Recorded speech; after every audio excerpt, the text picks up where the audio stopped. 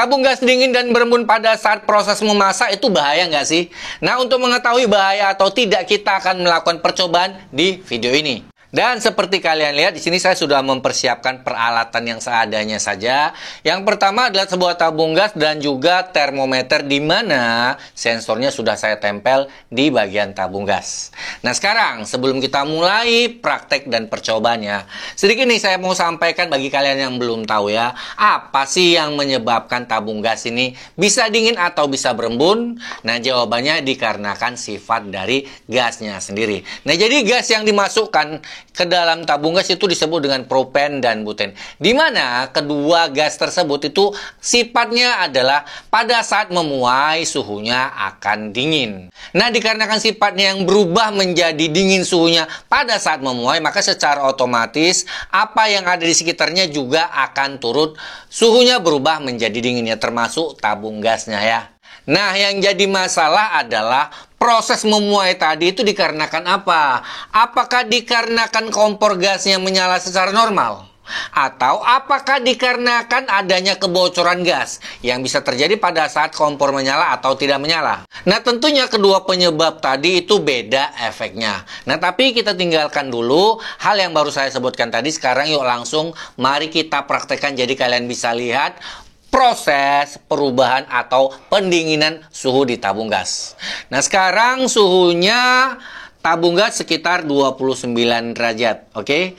Nah, saya akan pasangkan regulator yang paling banyak dipakai, yaitu regulator yang model seperti ini. Yang masih model lama hanya menggunakan satu buah pengunci dan di bagian dalamnya ini belum ada karet sealnya.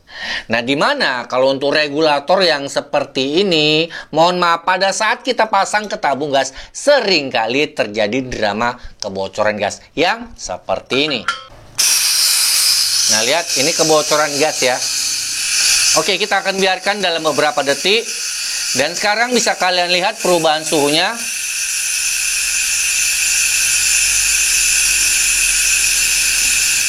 Nah, ini saya rasakan sekarang bagian tabung sudah mulai dingin ya. Oke. Sudah mulai ada bagian dari tabung gas yang mulai berembun. Dan dari termometer kita bisa lihat, ini suhunya sudah turun ya. Sudah mencapai 28 derajat. Oke.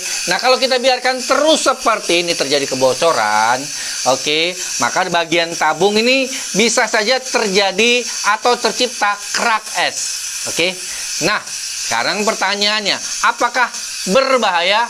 Ya, jawabannya berbahaya kalau terjadi pemuaian dikarenakan adanya kebocoran gas, oke? Nah, karena ya gas pasti akan bertumpuk. Nah, sebelumnya saya ingatkan kepada kalian, percobaan yang baru kita lakukan jangan kalian ikuti di rumah, oke? Nah, cukup kalian tonton video ini jadi kalian bisa tahu proses tabung gas itu menjadi dingin. Nah, sekarang suhu sudah 26 derajat. Oke, nah kalian bisa lihat sendiri ya perubahannya.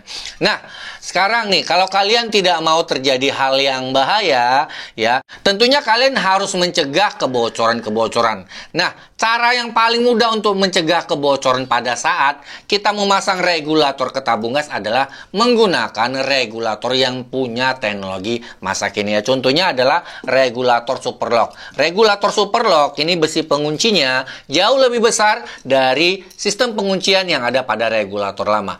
Dan selain itu pula di bagian dalam sudah ada karet seal tabung gas. Nah, jadi dijamin nggak akan pernah ada yang namanya kebocoran gas pada saat kita pasang ke tabung gas.